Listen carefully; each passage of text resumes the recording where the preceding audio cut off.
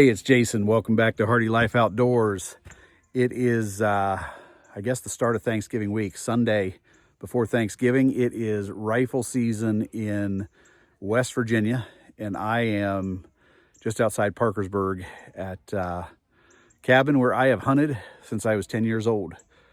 It's great to get back here and just enjoy a week off and a week in the woods. So,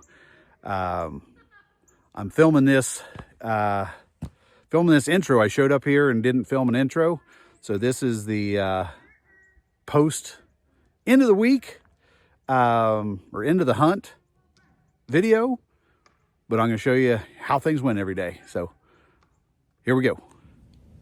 Sitting out here opening morning, and I think it was about 34 degrees when we got up, and in the mid 40s now. It's about 9:30. Really haven't seen much. Had not too long after daylight, way up on the ridge, heard some deer come running in. As I looked, all I could see was just flashes of deer through the trees. I mean, they're several hundred yards away. Kept watching to see if they might circle around the holler, make it down to me, but didn't happen. Right above me is a thick area, and I was changing out some clothes, putting on some warmer stuff, and heard a deer snort up there. Don't know if she saw me moving, smelled me, because my wind is kind of headed that direction as well. But went back up the holler. I got glimpses of deer, through the trees. Couldn't tell if it was, really couldn't tell whether it was a buck or doe snorted. I'm assuming it's a doe. But they made their way back up the holler, so still sitting here. Heard a decent amount of shots this morning from around, but nobody from our hunting party has shot close by. Did get a text that Jeff shot a doe, so he had shot a buck during archery season. And here in West Virginia, they have a rule that after you've taken a buck, before you can take another, you have to shoot a doe. So kind of a bummer when you get a buck during archery to have to come out here on opening day and shoot a doe. But he got it out of the way first thing in the morning, and now I can buck hunt the rest of the week. So I'm gonna dig into the snack bag. I've got peanut butter crackers. That's my next snack item. So have some peanut butter crackers and continue sitting here looking around. So it's been a pretty nice morning. Well, it is noon, and I've pretty much settled on the idea that I'm staying here till dark. So got in here just before daylight, got settled. It'll be about a little over 10 hours sitting in this stand. So if you're not familiar with hunting, this stand is probably 18 inches wide, 24 inches deep. So I've got a seat that's hanging on the tree, and got a base that hangs right below it. But I saw a couple does a couple hours ago. They came running through. Other than that, it's gotten quiet. Opening day is always the question: are you going to sit all day, or are you going to come in? I don't know, between 11 and 2, things get pretty quiet. A lot of hunters have headed in for lunch. They'll come back later. You always hope that those hunters will get deer up and moving, and then it'll pay off for you for sitting here. I didn't come out with the intention of sitting all day, although I brought a bunch of snacks and stuff to eat to occupy some time. But the morning went pretty quick. The weather's nice. It's about 54 degrees now. So the biggest battle, I'm not cold. It's not rainy. It's not windy. The biggest battle is just the boredom. So you keep scanning the woods, looking for something that's out of place, looking for a deer. But I'll be here till dark. So I'll let you know how things go here in a bit. Gonna sit tight, keep looking. That's about 3:30. It has been a really quiet afternoon. Just heard the first shot of the afternoon, probably 10 minutes ago. Quite a distance off. I mean, it's just been quiet. Haven't heard from anybody or heard from others. They're not seeing anything. But, hopefully things pick up between now and dark. So 3:30, I got about 2 hours until shooting light is gone. For those interested, I'm hunting with a Remington 7400 30-06. It's a semi-automatic. I've owned it since I was probably 20 years old, so about 35 years now. Shot a lot of deer with it. It's a gun that it'll reach out there quite a ways, but I don't know if I set it, on this side, I don't think I can shoot 60 yards. On the other side, I probably have 120, 130 yard shot, but it's pretty brushy in here. It'd be hard to get a long distance shot. So anyway, we're going to sit tight till dark and hope something starts moving. It is day 3 of the West Virginia hunting trip. Day 1 ended kind of scary. About 4 o'clock, the neighbor started target shooting. And at first it was just annoying because he wasn't that far away and I was having to listen to him shoot.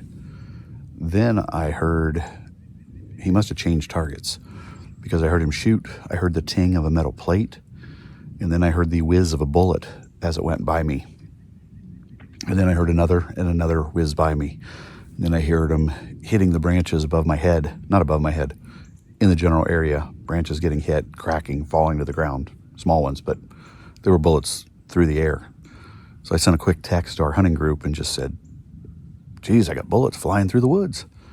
And got a response back from John that was further up the ridge from me saying they're landing in the dirt by me.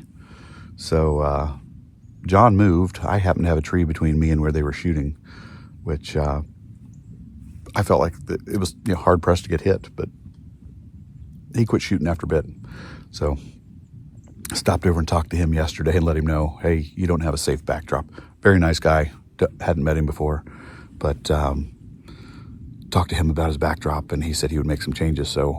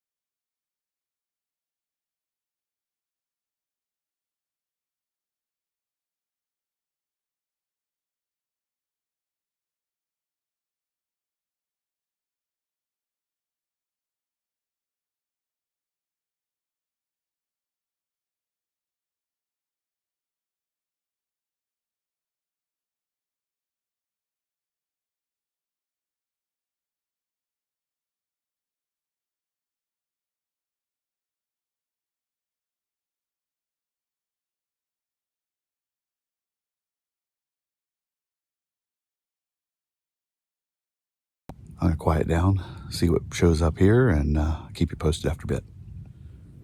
Been a pretty quiet morning. I had one doe coming in. There's a logging road down here in front of me. I was watching the logging road, and there was a deer coming in. Couldn't see it well. Bigger deer, but through the scope, it looked like a doe. Couldn't really make it out real clear. But as it was coming in, the neighbor came around the top of the hill on their side-by-side and spooked it back into the woods. So I'm not on the line. I'm a couple hundred yards off, but it was enough noise that deer turned and went on back up into the thick stuff. So nothing since then. Sit tight and see if anything else shows up. Well, that's a wrap on this morning's hunt. I saw 3. First one was that deer I never quite identified, and the neighbor spooked. Then I had a little spike buck come in, and then a yearling doe. She bedded down the other side of the power line from me and just kind of hung out there. So they were there right up till just before I left. But that's going to be it for hunting this week for me here in West Virginia. Gonna get things packed up and head back to Ohio, but we'll head down and see what, check out John's deer a little closer and see if they found Mikey's deer.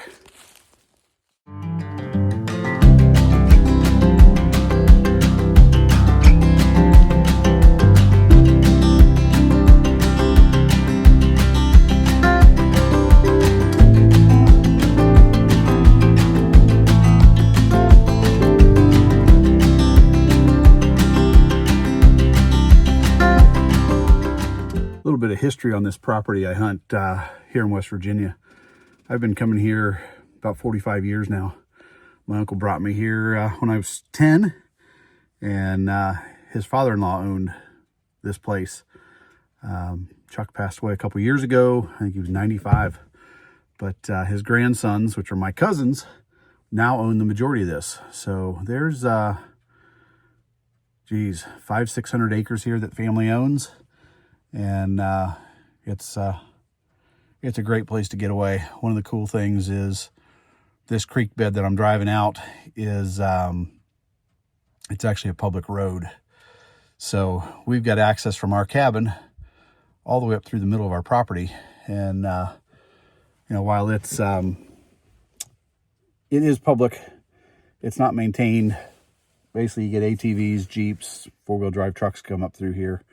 But it gives us easy access, and we've come off of this and built roads up the points and up through the hollers so that we can easily get to our hunting spots. But it's nice. I've always enjoyed being here, and I'm coming up right now on the cabins, which tell you a little bit more about those as we get closer.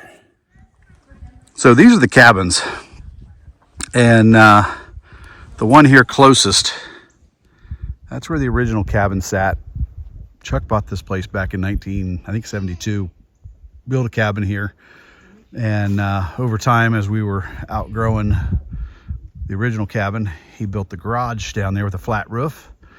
And a couple weeks after he built the garage, he put a cabin on top of it so we'd have more room to stay. But when Jacob purchased the property, his plan was to really do some renovations to the cabin to just to update it and make it a little it had a leaky roof, had a lot of issues, and as they started working on it, realized that it really wasn't worth saving.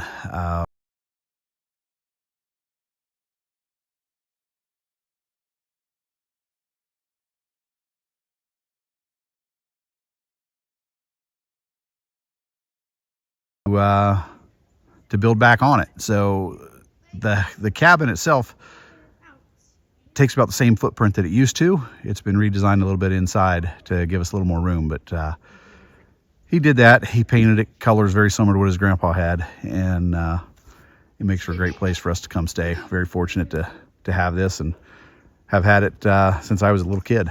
So, well, for me, all that's left is to pack up, load the car, head back to Ohio. It's been a good couple days. Always good to get back here and spend some time.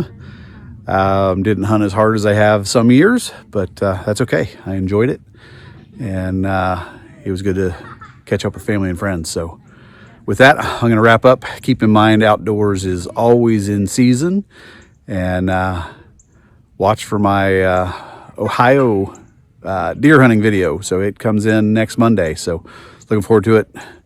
Have a good one. See you soon.